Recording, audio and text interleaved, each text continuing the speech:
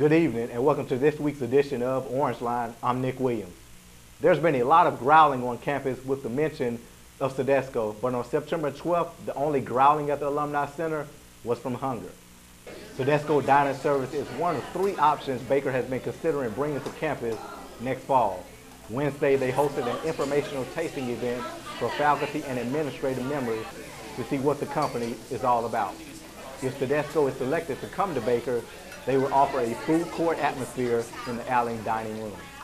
While that change may be appealing to most, students at Baker have shown concern for the future of the dining service employees. I really like what they've done with us in terms of guaranteeing that our staff will be kept, that they'll be kept the same benefits, the same pay. And I love this idea of this food court. Dr. Long also told KNBU that Sodexo has a 98% return rate amongst its customers. A decision to stick with the current system or to switch to Sodexo will be made by October 1st. Another big change is on the way in the cafeteria. Tanya Sieber, the director of dining services, is leaving Baker. Katie Ellingsworth has the story. After 10 years as Baker University's director of dining services, Tanya Sieber has announced her decision to accept the director of dining position at the Kansas City Art Institute.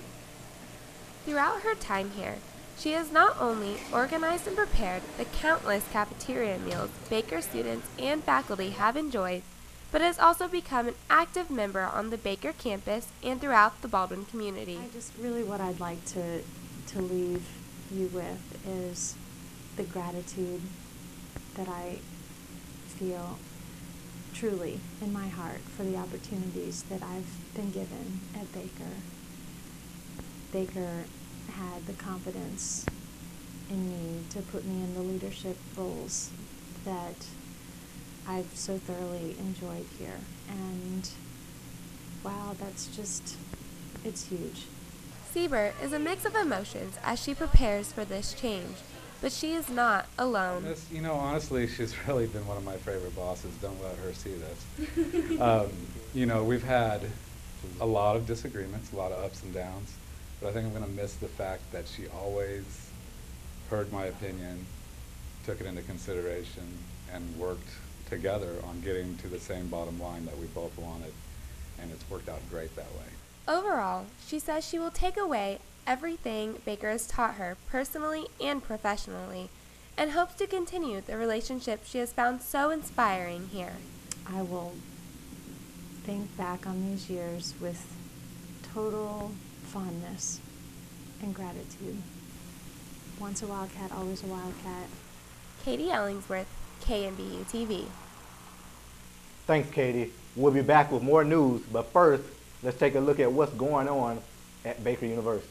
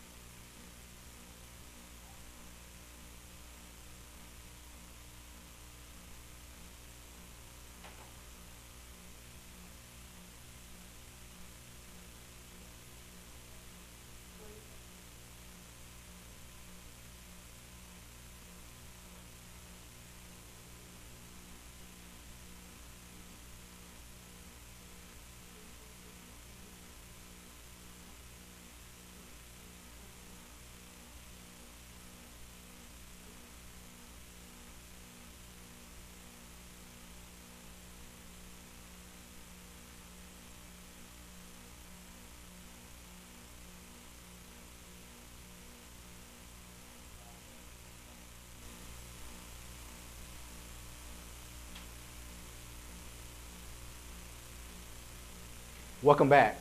On April 24, 2011, Mary Moore's son Cassidy committed suicide.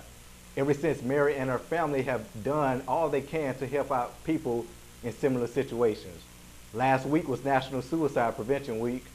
We sat down with Mary to discuss many things, including the moment she found out her son had killed himself. I was kind of cleaning his room, and I got a phone call over there, and the cop said, "Where's your pond?" And I said, why? And he goes, we've been dispatched out to the pond. And I go, well, it's straight back behind her house. Just drive back behind there and you'll get there. I grabbed the computer and I told his roommates. They found him at the pond. And I hoped to God he wasn't dead. And I could see the back of Cassidy's head in the car, and I started running towards him. And the cops stopped me and wouldn't let me see him, and that was hard. So did the cops actually explain what happened? Well, I said, how did he die? Okay. And Dave goes, well, he, you know, because I was like, did he shoot himself? And Dave's like, no, he used charcoal with a charcoal grill. And you know, it's like, how did he know to do that? The internet has way too much information on it. Right. So were there any signs that you've seen that may have led to something like this? The Wednesday before he died on Friday, he called and he goes, my life sucks. And I went, Cassidy, and I kind of scolded him, like, what are you talking about? I mean, you got it made. And right. I wish now I would have known what I know now, because I would have said, you know, why are you feeling that way? If you're feeling depressed and feel like you need someone to talk to, the number to the National Suicide Hotline is 1-800-273-8255.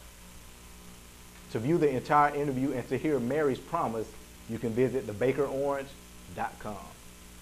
Up next, we'll tell you about a new restaurant opening up in Baldwin City. We'll be right back.